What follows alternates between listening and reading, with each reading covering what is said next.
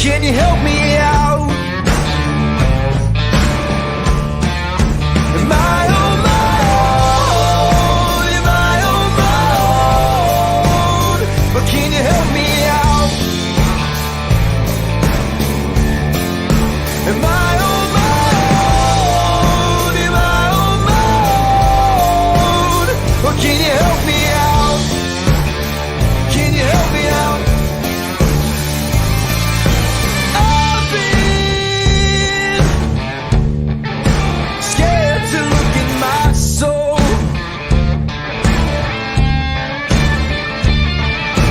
I've been afraid I would follow the road. Yeah, afraid of the things I've been told. Hello, everybody. Welcome inside a Friday episode of Running Point on ysnlive.com, brought to you by Greenwood Chevrolet in Austintown. Anthony Hartwig with you. Greenwood Chevrolet in Austintown. They go the extra mile for you, and we try to do the same every day on Running Point and on YSN. And we thank you so much for tuning in. We got a good show today, as we are going to have the head coach of Garrettsville Garfield Lady G-Men on with us at 1:30. He'll be joining us live on the show. Aaron Gilbert, he's a good friend of Running Point. We're going to have him on to talk about the end of his regular season and how he's getting ready for tournament time coming up. They are the 2 seed in that Division III Northeast District. So we have a lot of stuff to talk about with him at 1:30. And then we're also obviously going to recap last night and talk about the weekend, because we have a lot to talk about of games that are going on the weekend. Some tournament games, D1 will get started on Saturday, and then obviously there are a handful of teams that are wrapping up their regular season on Saturday as well in other divisions. But a lot of teams wrapped up their regular season last night, and let's have a look at the scores from last night's games. We go into all the way into last night, and we have the first score that came in. It was East getting the win over Lowville, 56-50.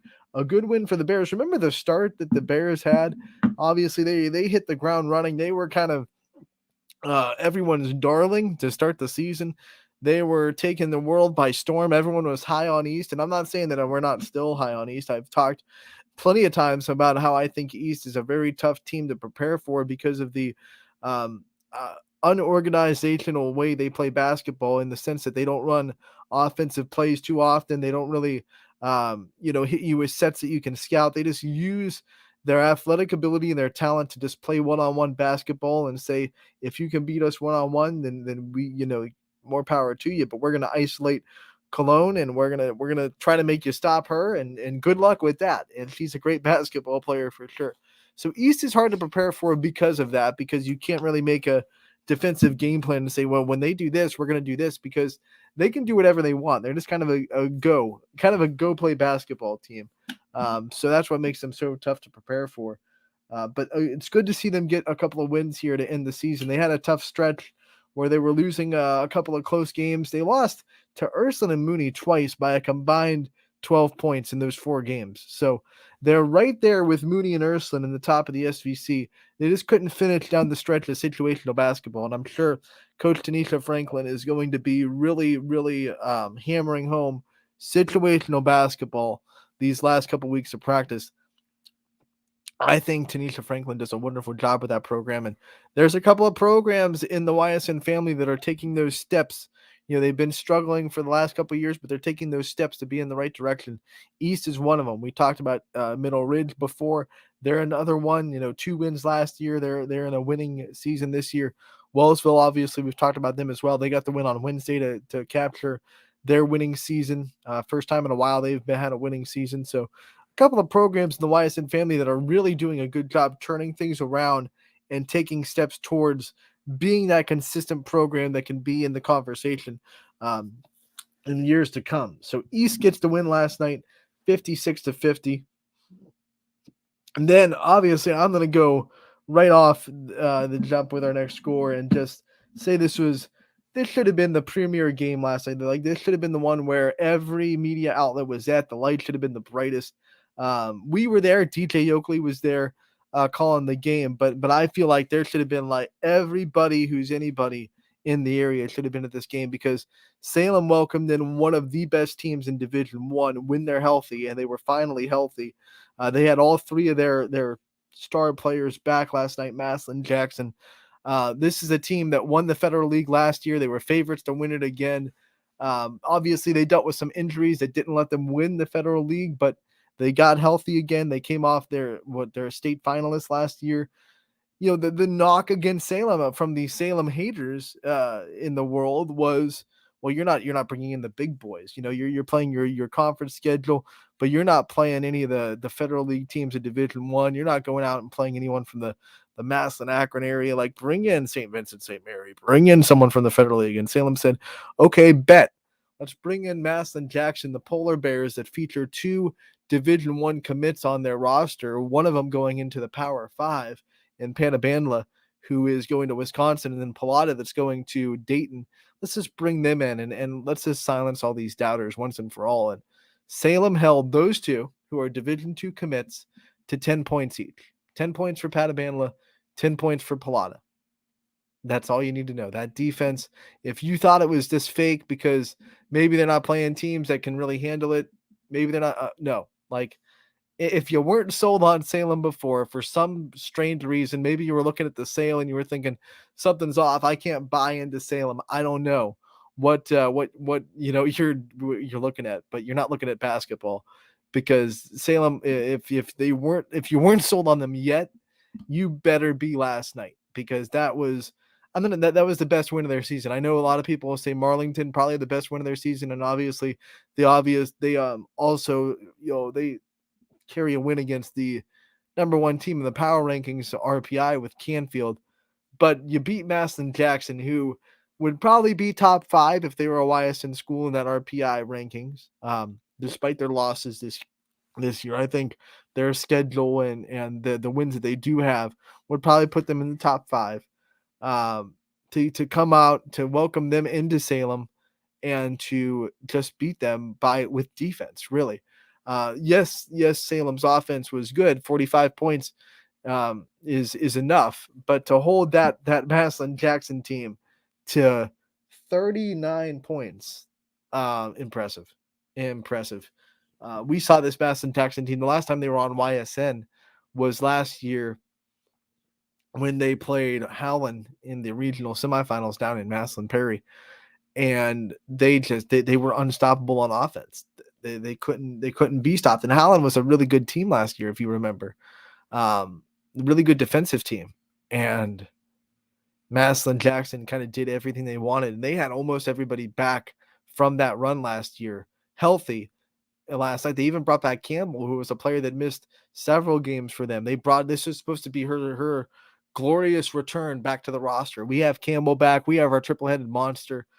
And I think they came in like with their shoulders cocked a little bit, swagging up. We got our big 3 back. This is our time now. We're going to be running into the tournament, and they just ran into a brick wall, man. Total brick wall. Salem is for real. I'm telling you, this is going to be, if the numbers line up and it goes into Canfield Salem, it's going to be the best district championship we've seen in a long time. I called the Canfield game last night, and we saw what they did to Poland, and then we see what Salem was able to do to Maslin, Washington. I mean, it's going to be a very fun show, and if that happens, I'm getting way ahead of myself as a fan because I'm kind of fangirling over here. But if it does happen, then the storyline is going to be interesting on both sides, because obviously Salem went after Canfield in the tournament draw because they realized they had Canfield's number. They realized they matched up well with Canfield, and it was just a much smarter decision to do that than to say we're going to take our own bracket and risk the fact that Marlington would chase us into it instead of going after Canfield. So they said, let's not even leave it up to Marlington. Let's just go right into Canfield's district as the 2 seed. Let Marlington have their district, which just got a lot harder because no one was going to go into a bracket with a 1 and 2 seeds in it. So the bracket that's harder to get to a district championship in is Marlington's bracket for sure, when you look at the teams that have kind of shifted over to Marlington's district. But then the decision for Salem, that's going to be the storyline on Salem's part. We've had Canfield's number. We matched up well with them, which they do, and they've proven that they match up well with them. And they've proven that their defense is particularly good at teams that shoot well. You look at their opponent's shooting percentage, it's very low. If you score against Salem, it's usually not by the perimeter jump shot being really on. They usually keep you from doing that. The teams that have scored against Salem have been doing it with physical play down low and maybe some live ball turnovers here and there that they're able to get out and run on. They do not give up the 3-point shot very often, and they definitely don't give up the uncontested 3-point shot, which is what Canfield really, really hinges on. Like, they love their shots. They shot 29 threes last night. First time against Poland, which was the other time I called them, they shot 31 threes. They hit 10 last night. So 10 of 29, it's a pretty good 3-point shooting night for a team. Abby Muckleroy hit 5. But when you look at the way Salem plays defense, they like to keep people off the 3-point line. That's why they beat Canfield the first time. But then on Canfield's side, once again, this is all if that game happens. If you're just tuning in, I'm just talking hypothetically. They both have to take care of business, but I'm getting a little bit ahead of myself because both teams looked so impressive last night, and I'm just itching for that matchup. So on the Canfield's perspective, they feel a little like, oh, you think we're the easy route, right? Like, you think the 1 seed that it has been number 1 in the RPI in Division 2 all year. Like, you think we're the easier route. Like, you think that you have a better chance to get past us. And they feel a little, shot from that. So they're going to be very motivated. It's kind of bulletin board material, to be honest. Like, oh, okay. And I talked to some players, I talked to some coaches, and that's kind of what they're going to try to grind into their players, I'm sure. Like, okay, you thought the 1 seed was the easier route. Like, okay. And they're going to come into that. If they weren't motivated before, like, if you can't get up for a district championship, you're in a tight spot already. But if they some reason needed more juice, that'll give it to them. And so will the fact that their seniors have never beaten Salem. So the Salem has had their number not just this year, but for a while. Those seniors on that Canfield team really want to beat Salem. They really want to prove to themselves that they can beat Salem. So it's an interesting storyline if those two teams take care of business and make their way into the district championship against each other. But once again, to get back to last night and get off my tangent of talking about the future, it was Salem that got the win last night, 45-39 against Massillon Jackson. We go into the next score, a very, very strong win for Western Reserve, 48-43 over South Range. This was without one of their seniors in Maddie Leone, who obviously has a season-ending injury. But it was senior night. They got a lot of energy after that. Brooke Shantz had 17 points for the Blue Devils to kind of lead the way.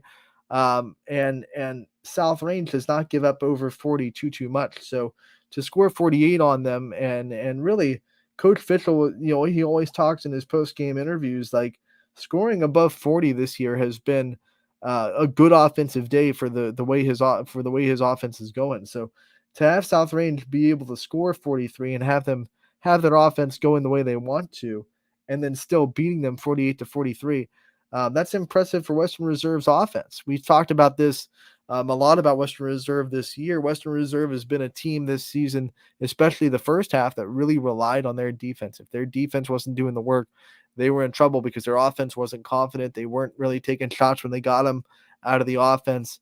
But now, and I think it started in that McDonald game, where they came out and scored like 22 points in the first quarter, and it seemed like everything they put up went down. From that game, which was McDonald at home a couple of weeks ago, from that game on, it seems like their offense is more confident, more willing to shoot, more willing to take some chances. And because of that, you're going to see a lot of players scoring. I mean, Olivia Hughes was in double figures last night as well. Lisa Eichert can score really well for them. Livy Jones can score. So they have a lot of players on that roster that can score if they're confident in themselves. And I think that McDonald game at home a couple weeks ago was that click, that spark they needed. And they still play really good defense. Don't get me wrong. It's not like they've slacked on defense, and it's not like they're still not a defensive team. But when you play good defense and you rely on it, but your offense isn't there, that can get you into trouble, especially when you're playing teams like Springfield and Waterloo twice a year. That can score against almost anybody, no matter how good a defense you are. So to see Western Reserve start to pick up some confidence on the offensive side and not being the Brooke Shawn show anymore. She scored 17 of 48. So um, there were games in the first half of the season where she might score 20 out of 30. I'm saying, like, she was a huge chunk of their offense. Now I'm going to do the math because I want to be right on this. Let's see, 17 by 48. Let's see what percentage that is of the scoring. 17, 48. That 35% of the scoring was Brooke Shawn. So, you would love her to be that number, like in between the 30 and 40% of your offense to be her, because obviously she's how your offense goes. She's, your offense goes how Brooke Shawn's goes. But if she's able to be about 30 to 40% of your offense instead of 75 to 80% of your offense, I think Western Reserve is going to have a really good night. And they absolutely did last night against South Range on senior night. It's a good test for them both. It also brings up the cool storyline, like South Range will play United in the tournament. The first round of the tournament will be United versus South Range. And United just beat Western Reserve in overtime over the weekend, 42 to 38. So, I don't like to play apples and apples with matchups because every matchup is different. And obviously, the way that South Range attacks United is going to be different than the way Western Reserve did. And the way that United played Western Reserve would be different than the way United plays South Range. You just never know what happened. But you look at those common opponents and you go, well, United beat Western Reserve by 4 in OT. South Range lost to Western Reserve by 5. Maybe that gives United a little bit of an edge going in, a little bit of a confidence boost that, like, hey, we beat a team that South Range lost to, because I believe their only common opponent before that was United, and they both, it was Poland for United and South Range, and they both lost to Poland. So, but I've said it before, I think the 5-on-5, starting 5-on-5, United was better than Poland. The difference in that game was Poland had a lot of depth they could bring off the bench. They didn't lose anything in their 7, 8, and 9 players, and United just couldn't keep up with that. The fourth quarter, that caught up with them. So that'll be something to see too. Like, can South Range stay out of foul trouble and use their depth on the floor to take advantage of United in the fourth quarter? We'll see about that. Definitely, for sure. But they obviously could not do that against Western Reserve, who is also a team that doesn't have the deepest bench in the world. South Range was able to lose 48-43 last night to Western Reserve. One more tournament tune-up for South Range, though. They will play Brookfield on Saturday. We're talking about the United team. They were dominant again last night, 61-18. They took care of Beaver Local. We go to Ursuline. They were able to beat Hubbard 48-24 last night. And now we'll talk a little bit more about Canfield last night. We talked about them in the grand scheme of things against Salem and what that possible district championship could look like. But last night, Canfield was able to go into Poland and beat the Bulldogs 56-37. It was a little bit closer than the 19-point game would suggest. But it really, you watch that game, and I think, hi, Angel Torres. Nice to have you. But you watch that game, and I think you kind of realize that Canfield just had more advantages on more spots. They were just, they were the better basketball team. It just seemed like they had a height advantage in almost every spot on the floor other than Katie McDonald. They were shooting better. They made better basketball moves. It was just one of those games where even when Poland was close, you felt like they weren't that close. It was one of those games. I just think Canfield has more weapons than Poland. I think that was that's my honest takeaway of that game. I think Canfield was just better. Abby McElroy had 15 points. She hit her first 4 threes of the night, so she was 4 for 4 to start and then ended with 5 threes. So whenever McElroy is going, that Canfield offense hums. And then in the second half, Poland slowed her down. She had 12 at halftime, finished with 15. The problem was Canfield's secondary players started to go a little bit in the second half, and they got threes from everybody instead of just threes from McElroy. They had 10 threes as a team. They were 10 for 29 on the night by my count. That is not official. I was just trying to keep count because I know in the first game I did, they shot 31, so I was interested to see how many 3-pointers they shot. So By my count, they were 10 for 29 last night, which is a good team percentage when you shoot that much. And they ran away with it in the fourth quarter, really. I mean, they just kind of said, um, they just overwhelmed Poland with the offensive power. I mean, Harmon in 2 games against Poland, Carly Harmon has 38 points. She's, for some reason, a little bit of Poland's kryptonite. Kate Solly had a little bit of a better game last night than she did against Poland the first time, but I think that's because more players for Canfield were shooting. The first time these two teams played, Poland did a really good job on the main scorers for Canfield when you look at their stats. Like the ones that really score for them consistently are Treveri, Solly, and McElroy. And Poland did a pretty good job against those three. The problem for Poland the first time was Carly Harmon went off for 24, and they couldn't catch up with that.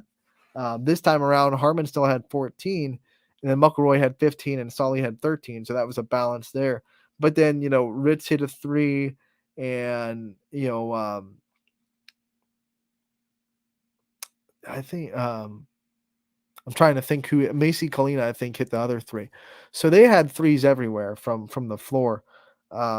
They can just shoot. They're a team that can shoot from anywhere. A lot of players on the roster can shoot, and when they're on, they're tough to beat. That's just the reality of the thing.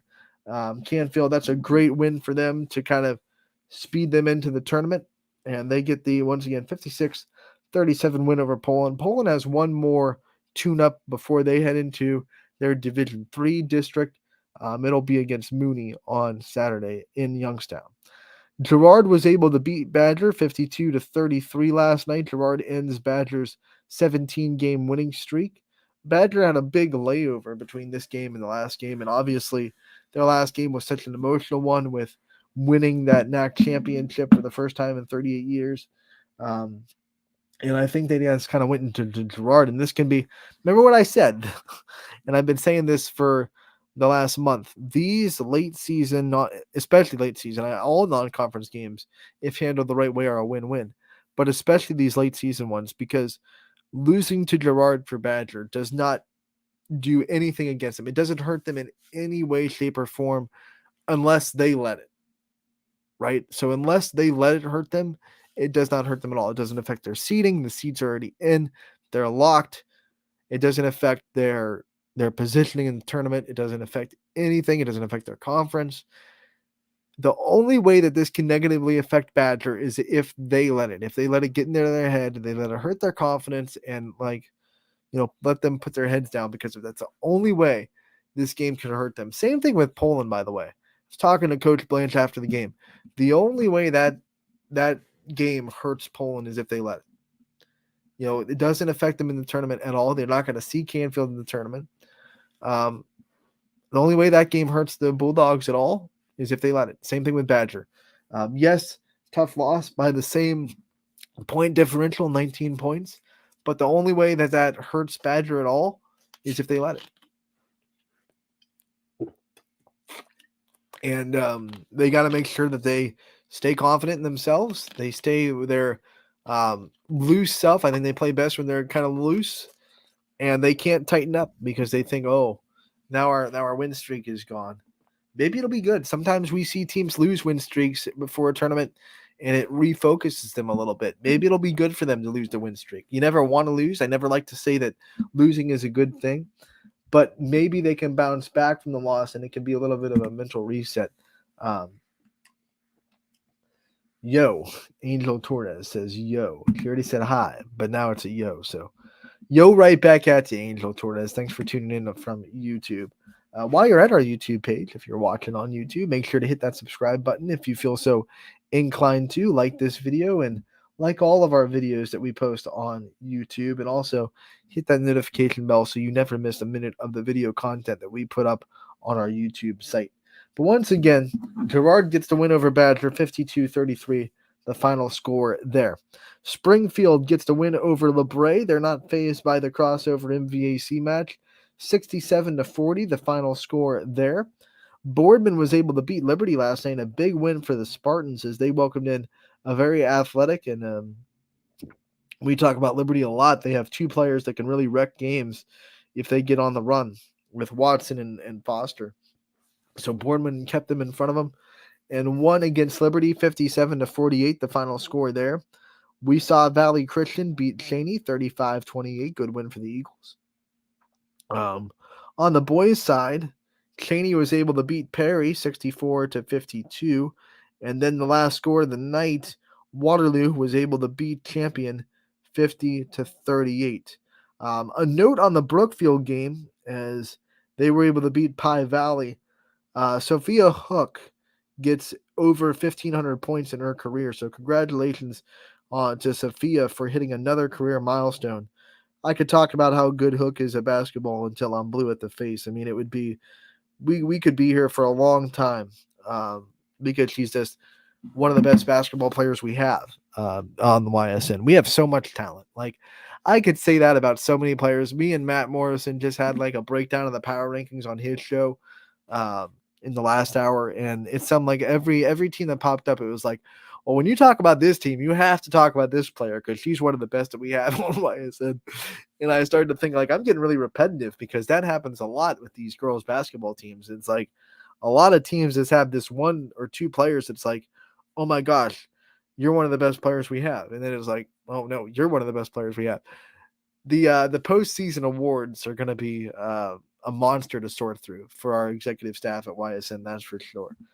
Because there are so many really good basketball players, basketball programs, and we have a good basketball program to talk about next. We are going to be joined by the head coach of the Garrettsville Garfield Lady G-Men, Aaron Gilbert, joins us for kind of a end of the season recap. Coach, how we doing? Pretty good, Anthony. How are you? I'm good. Thank you so much for coming on. You're a good friend of the show, and we appreciate you being able to hop on with us today and talk a little bit more about Garfield basketball. Yeah, not a problem at all today. Well, here you are, 19-2 on the season. Your only two losses are kind of splits with conference foes who, that MVAC great tier. I think we've said it before. You could not expect to go undefeated in that conference. It would have been really hard. It would have been a miraculous thing to do. Now that you're through that conference, what were some of your takeaways going through it night in and night out? It's really good. You better be on your A game. You know, I mean, we had two games this year where we had, some mental breakdowns and some slip ups, and, it ended up costing us the conference. So, you had to be locked in from the jump, and every night. I mean, really, it was, I really thought looking at the season before anything even started, you might be able to win the conference with two losses. It was that good. And then with Crestview winning it with just the one loss, it was tough. It's as tough as any conference race that I've been a part of in 16 years of coaching girls basketball and 20 plus years of coaching girls and boys. Let's talk about that Crestview game. Obviously, it went into overtime and it didn't fall your way. And we've had a lot of people talk about how good Addison Rhodes is. I just wanted, from your perspective, you had to scout against her. You had to go up against her twice. It might be 2,000 points by the end of her career if everything goes right. What do you see out of trying to play her and trying to stop her that just makes her such a good basketball player?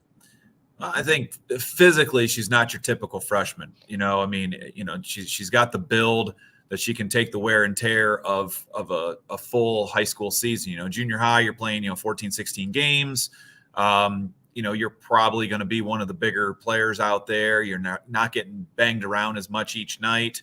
And you're not getting guarded by a senior, an 17, 18-year-old girl like you are in the middle school where you're, getting guarded by somebody your same age. So it's a little bit easier easier is not the right word, but a little bit easier to stick out and dominate at the middle school level than to be able to transition that right into the high school level. And really, the first game we played them, I even think that Blatch said it where, it was a big game. It was a big environment. And I think that kind of, you could kind of see her tighten up a little bit. And then, being on the road, it's sometimes a little bit easier to be the road team because the pressure falls on the home team. The pressure falls on them to keep the crowd involved. That was our big goal when we went there, back at the beginning of January. Take the crowd out of it. Don't let them cheer because that cheer is going to fuel the players. And the game that we played, was a week and a half ago now. I mean, it was just a tremendous high school basketball game, girls or boys. It was a tremendous environment, a tremendous game, back and forth. I don't think either team got a lead bigger than 5 in regulation, and then overtime it ended up getting away a little bit. But she just, every time they needed a shot, she hit it. And hindsight's 2020 about what we could have done, but kudos to her for stepping up and hitting those shots when the time was needed. There were times when it seemed like they were going to win it in regulation, but every time you needed a shot, it seemed like Laura McCoy would step up and make a big play to keep you right there. We've talked about her a lot, but now down the stretch in those kind of big games, what has she brought to that table and brought to those big game situations and those last second type of crunch time plays that she's able to make? I think with Laura, she's a player that for 3 years, she demanded the ball. She had the ball regardless the score. She knew that the baskets were going to come through her, or that she needed to go and make those baskets. And I think, with this year, with the surrounding cast, she knew still, last 30 seconds, it's on me. And it's a little bit more, I don't want to say comfortable, but it is a little bit more comfortable because you look up and you're like, okay, I've been there, done this before. Whereas, some of the other players like Addison, for example, this is the first time she's had that situation where, late game, last second stuff, it's going to go through her. Laura had those. I just think about, they got, he was up 4, and then Laura gets a huge steal and reverse layup to kind of like, okay, tighten this thing right back up. So, with her, it's just having that confidence to be like, okay, been here, done that. And, I'm going to do everything I can to get you guys the win.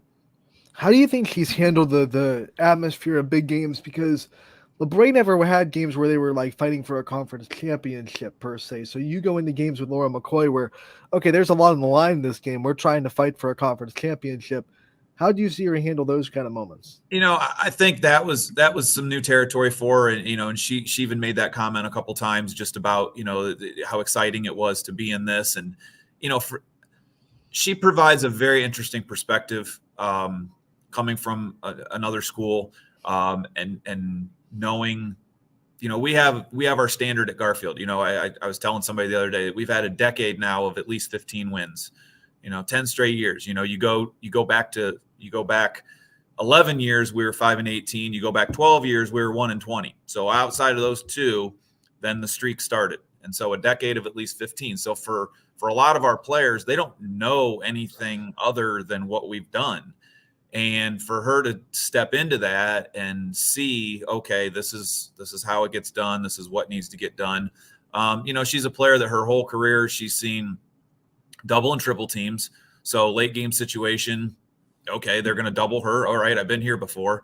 But now I've got, a couple people I can pass it to that, can finish the job. And so I think for her, just having that excitement and really like the thing I loved about having her around this year was she was just as excited when people were making plays as she was, super humble about, even hitting the 1,000, super humble about, scoring 32, having a bunch of assists, but like you can watch her on film when other people are making baskets, you see a little fist pump from her, you see, that joy from her. And even sometimes where, we were able to put some other people in the game. And so she's sitting with the group, they were cheering just as hard for that group as that group was for them on the floor. And I think that was something that was really special about her this year.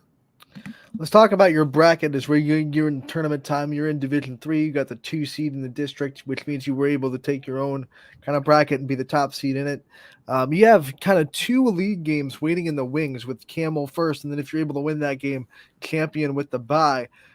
Do you like playing league teams in a tournament, or would you rather play the ones that really don't know you and bring a little bit more of unfamiliarity to the I think a couple of us it kind of talked about before the bracket, and I think the consensus was because of how our tier was, nobody wanted to play anybody 3 times.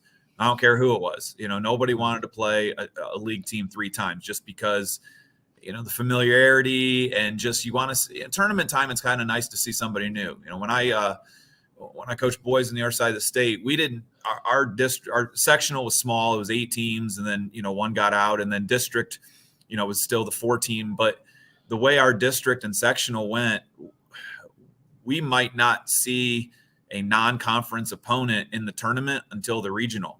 Like, it was just, we played everybody in our conference only once at that point, but it was just, tournament time is kind of neat to travel, to see somebody new. Now with the way the brackets are, you do have that opportunity to play a conference foe a third time. And I can't imagine, if it would have matched up, us playing Crestview for a third time or us playing Brookfield for a third time, which is a possibility down the road. Playing Champion a third time, playing Campbell a third time. You got that familiarity, you got to find something. You got to find a wrinkle somewhere, because we both know what we're going to do, with Champion.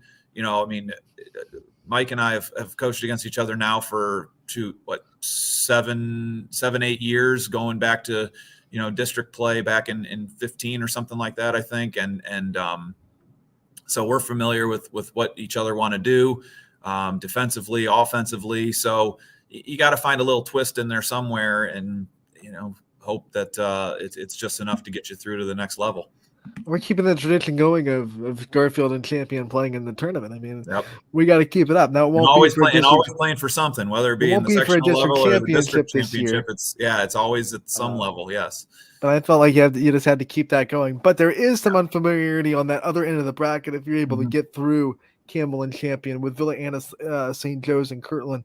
I know you probably haven't looked too far ahead. That's 2 games. You don't want to do that as a coach.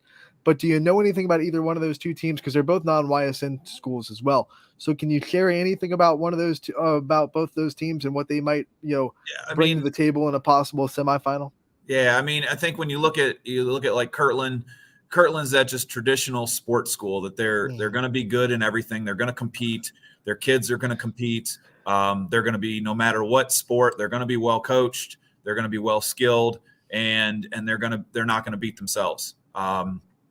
They're young, but other than that, I know a couple players here and there, but not a lot. With St. Joe being new to the district, they're kind of an unknown. I do know they have some skill. I know they like the full court press. I know they got a freshman who's really, really good. And that's a player that has to get watched. But, they're a team that, they're going to run and gun and get up and down the floor and press you into submission. So, if we're able to get through, games 1 and 2, either one of those 2 matchups is going to be a good one. And, even going back to, with Champion, you look at the 2 times we played them already this year, the one at our place was a dogfight. Bella went off against us. And then the second time, we had a lead, and then they clawed themselves right back into it. And same with those girls. They're not going to quit.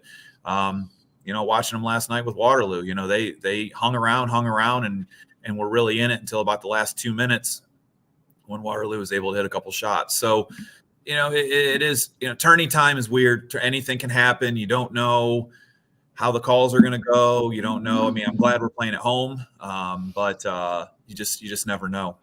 The thing that makes Champion scary is they're constantly getting more and more healthy. So you're constantly seeing more people pop up on that roster. And and each night they got a different guard who gets hot. Right. They've got 3 guards, and 2 of the 3 are hot every night. You just have no clue what 2 of them it's going to be. And like you said, they are getting healthier. They are getting more comfortable with the stuff that they're starting to do. They've been doing all year, and their shooting will keep them in any game. That's the thing. And traditionally, you look at when we've played them, it's a 2 to 3 possession game, no matter what the level is. So it's not going to be easy for either of us. Starting to be the champion that people kind of thought they would be coming into the season before the injuries. Which they're going to be. You look at what they return. You look at the league next year, obviously with what Crestview returns, but you look at what Champion returns. They're going to be right up in that race. They're going to be a real juggernaut next year. Now, as we look at the bottom half of the bracket, which is teams that you won't have to deal with until an eventual district championship if you're lucky enough to get down there. But you have some teams that came down from Division II that popped into your district with Lakeview and Poland, both coming into Division III this year. Obviously, Brookfield's in there too with Mooney and Liberty and Pymatuning Valley. When you see those teams on the other end of the bracket and you start thinking about like what your bracket looks like, what were some of your thoughts when those teams picked your end of the district? One of the things when the draw comes, you get the results on Saturday afternoon. Usually you get to see, okay, what number am I? and then you start thinking like, okay, it's, the beauty, there's a beauty and a curse of being that high seed, because the beauty is you get to kind of pick your place, but then you got to sit and wait back to see who wants to come after you. And you kind of wonder like, okay, who thinks they can get us? And that's kind of where you kind of look at that motivation, where it's okay, when your name's sitting on that line, how quickly do they press that button to say, we want this line? Or how long do they think, do they take the whole 3 minutes, or within the first 15 seconds, do they say, we want this team? And there were a couple of those when draw came out. There were a couple of people that right away said, I want this line. And there were a couple teams that sat there and really tried to pick the best path for their team. And so, you tuck that in the back of your mind, you keep that as some motivation. But, I think I counted, it was 7 teams that moved out of the district from last year, either went up to D2 or down to D4 out of the 23. So, I'm not good at math, but it's about a third, I think, of the teams that are new. And so now you've got some new opponents. I still can't figure out how some of them are D3, but I don't count bodies, so I don't understand that one either. But at the same time, it's kind of neat to have some new teams in there that you kind of, do some homework on and find out about them. But that bottom half is loaded.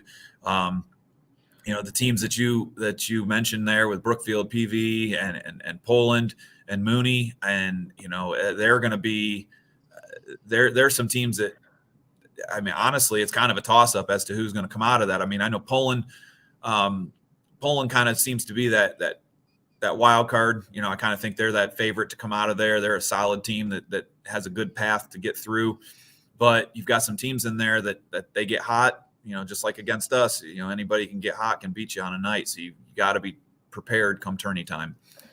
Yeah, when you were getting ready for the draw and you kind of were trying to think about what teams you might have to deal with, you had to assume that whether you were the 2 or the 3, with Laurel being the 1 seed, you were probably going to be in the harder district or the harder bracket. I honestly thought 2, 3, and 4 were all going to come over to the same side. Like I thought, Laurel's going to have their side, because it kind of happened that way in soccer.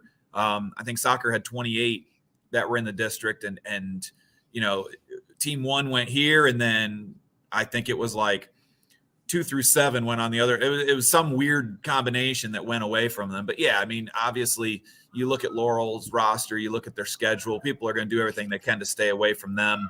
And then, coming over to our side, but I was surprised who kind of went into what area, who went into what line.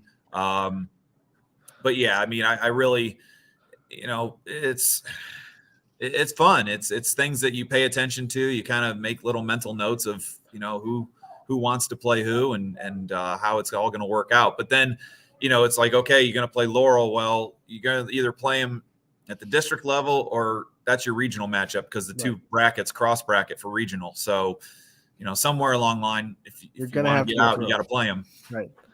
What would it mean to you to win a district championship this year and get to Cuyahoga Falls after all the stuff in the offseason, all the doubts the outsiders had on you guys, the things that you lost last year? What would it mean to this program to, kind of prove that they can not rebuild and reload and just get right back to winning a district championship? I think that's the pipe dream. That's, a number 1 on our goal sheet. That was even ahead of the league title, believe it or not. That's become the goal. Whereas, like I said, a decade ago, it was just winning a tournament game. Now it's, trying to get back to that regional level. And at tournament time, it's fast. You've got to be prepared. You can't have a bad night. But with this group, it would be nice to cement their legacy. We in 17, when that senior class graduated, the 18 class, it was, how are you going to be remembered? They made it to the district level, but won a league title. With the 22 class, they got to regionals twice, which had never been done. And so with this class, it's like, okay, well, they did it twice. You've got a chance to do it 3, which has obviously never been done either. And so how are you going to write your history book? Like what page, what's going to be the final page? What are we going to turn to and see? I mean, they've already cemented the most regular season wins since 1988, which was tremendous. We had a chance to break it, but we lost a game along the way. So we only played 21 this year, but yeah, I mean, it's all about the legacy. It's all about, refocusing our goals, after we lost to Crestview, with the league, it's like, okay, now we got to refocus. What do you want to get to? And it's like I told them in the locker room, okay, this goal is crossed off. What's the next goal? But then more importantly, what are you willing to give up to get that goal? Because it isn't just going to happen. We're the name that everybody wants to beat on our side. We're the 2. We've got the target. It doesn't matter if you're the 23 or you're the 3 seed. They all want to beat us, and it would make their season to knock us out. And so that's what we're dealing with. And so with the girls, it would just be nice to give them that. It's a joy you can't explain unless you're in the moment. They talk about people who win different levels and they're like, what does it feel like? It's just really hard to explain it unless you're in it. You can see the joy, but the inner joy, almost the relief that you feel would just be tremendous. And it's a new site. Going to Struthers is a new place. That's going to be kind of neat for us. We've been going to Lakeview for the last 4 or 5 years now. And so, going over to Struthers will be a neat facility to see and a beautiful place to play some basketball. You got to try the popcorn, the Fieldhouse popcorn. I've actually heard that from more than one person now.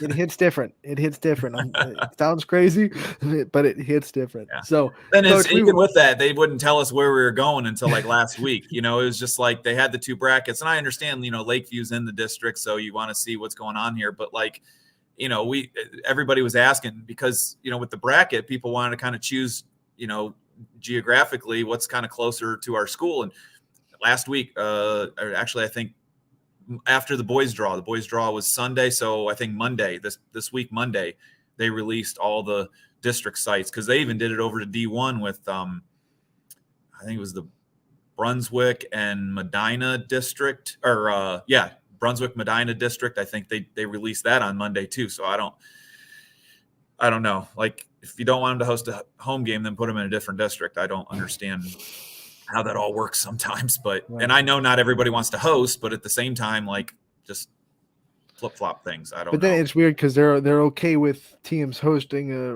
regional in softball. It happens. We saw it happen. So it's like, hey, but in basketball, let's just not have that happen. Yeah.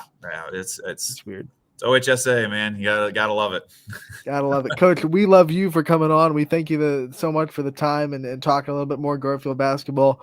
We wish you the best of luck to the tournament run, and hopefully you'll go far enough that we can talk to you again about some championships. Yeah, hopefully we get to cover us for quite a while. We're going to do our best to keep you busy for a couple weeks. So let's do it, Coach. We'll see you soon, and thanks again for the time. All right, thanks, Anthony. Aaron Gilbert, the head coach of the Garfield Lady G-Men, 19-2 on the year. Like he said, the most wins, or tied for the most wins in a regular season by any Garfield team. So congratulations to them on that. Their record is better than it was last year when they won a district championship. So everything's looking good for Garfield. They're the 2 seed in the district. They definitely have a tough bracket, but they will try for a repeat of a trip to Cuyahoga Falls, and we can't wait to watch them on their way to it. We're going to take a break, and when we come back, we'll preview the night and the weekend on the network and talk about what games are going down in the next 2 days. And we'll be right back on Running Point, brought to you by Greenwood Chevrolet. Hold on. In Austintown. When looking for home design inspiration, don't just be inspired, be Baird inspired. Whether new or remodeling, Baird Brothers has the latest trends like shiplap to refresh your home. Go from inspiration to installation with our wide selection of in-stock American hardwoods. From the rustic charm of antique oak to the warmth of traditional cherry, Baird Brothers has what you need to make your home inspiring. Baird Brothers, our family's heritage, your family's home. Quality, customer service, and integrity. Those are the 4 words that have driven our success since 1957 at Joe Dickey Electric. Joe Dickey Electric is one Mahoning Valley landmark business that stays current with the requirements of our customers. Family owned and managed, we are an electrical contractor and energy solutions provider. Every member of our team adds to his or her skill set through ongoing training. Residential, commercial, industrial, automotive, and more. We keep ahead of the needs of our customers with a fleet of more than 50 vehicles and 24/7 emergency service, so you're never left in the dark. WRS Wealth Advisors, the area's premier wealth and retirement specialists. Located on South Avenue in Boardman. Your teams work hard and give it all they've got. Well, so does ours, because 21 Sports and YSN give you extra effort when covering local sports. 21 Sports and YSN, winning coverage of our Valley's teams. Hi, I want to tell you about my Trish Yearwood home collection available at Sheely's Furniture. With 2 locations serving Ohio and Pennsylvania, Sheely's is one of the country's top sellers of my home collection. And the best part? At Sheely's, you never have to wait for a sale. They offer everyday low pricing as well as a price match guarantee, so you can shop the Trish Yearwood home collection with confidence. Come see my collection with something to offer for every room in your home and get it all with free local delivery, only at Sheely's Furniture. Welcome back to Running Point on ysnlive.com, brought to you as always by Greenwood Chevrolet in Austintown. They go the extra mile for you, and we try to do the same on this show and on this network every single day. So we go into the games that'll be on the network tonight. We have a lot of games. It's a busy night on the network for YSN. So hold your breath, or I should say take a deep breath, and let's go into the matchups tonight. We will start at 6 o'clock. This is a 6 o'clock tip. Liberty traveling to Champion. Matt Maher will be in the Purple Palace for the Flashes as they try to get a win over Liberty. Wyndham will host Badger. The school's broadcast network has you covered with that at 7 o'clock. Brookfield travels to Garfield. The school's broadcast network has you covered with that one too. Brookfield with their win over Newton Falls on Wednesday, now a part of a 4-way tie in the MVAC grade tier. They'll try to keep that up in Garfield. It's the Holy War tonight. Ursuline travels to Mooney. Alec Caberna will be on the call. 7 o'clock to tip off for that one. A big one in Poland as well. This has been a district matchup the last couple years, and it's been a good one each time they play. Poland hosts Cheney, and the school broadcast team will have you covered from Poland. Columbiana will travel to Struthers. Once again, Bob Zanny and the school students will have you covered there from the field house. 7 o'clock tip off there. Geneva travels to Edgewood. Sam Torres will have the call for you there with the Warriors and Zach Vinsel hoping to have another big night. He's already scored 40 plus in a game this year on YSN. So he's trying to have another big performance for the Warriors. Gerard will go to West Branch. Michael Janaki will have the call for you there. That should be a fun one in the non-conference slate as Thomas Cardero, Gus Johnson will go up against Joey Jackson and the Warriors. We have Grand River Academy going to Archbishop Hoban. Ty Bartell making the trip down to Akron again. 7 o'clock tip-off for that one. Howland travels to Canfield tonight. Richie Giuliano will be in the driver's seat for that one. Hubbard goes to Salem. It'll be David Williams on the call there. 7 o'clock is your tip-off for that. Jackson Milton travels to Middle Ridge. 7 o'clock tip-off. Matt Morrison making his return to the call as he'll be in Middle Ridge for that one. LeBray travels to Crestview. This is another big one because LeBray is one of those 4 teams tied at the top of the MVAC grade tier, and they'll have to beat Crestview to try to stay on top of it. Larry Scragg will be on the call. McDonald travels to Springfield tonight. Jamie Thompson will have the call for that one. Newton Falls goes to Campbell Memorial. They'll try to bounce back. Campbell is one of the 4 teams that is tied at the top. So this one of the teams is going to fall out of first place, and the log jam will get a little bit less congested after tonight with Newton Falls at Campbell, and it'll be Noah Ricks on the call for that one. Sebring will travel to Western Reserve. I will be in Blue Devil country for that one at 7 o'clock. Steubenville goes to Beaver Local. Chris Sigler on the call there. Donnie Riccatelli will be in Spartan country as Boardman will host Warren Harding. And Warren JFK will travel to St. Thomas Aquinas. Dom O'Brien on the call there. Last but not least on the network, Waterloo will travel to Lowville. Eric Hughes on the call in that one. One game not on the network tonight. It'll be Wellsville traveling to Edison. By the way, in Crestview, it'll be a boys-girls doubleheader at 5:30. LeBray will play Crestview on the girls' side. Larry Scragg will be there for both games. So you got a boys-girls doubleheader in Crestview.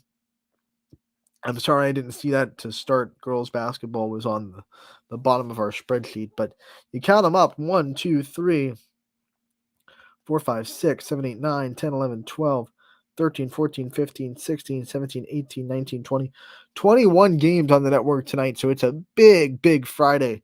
Only one game that is happening that we will not be at. That's a huge night for us.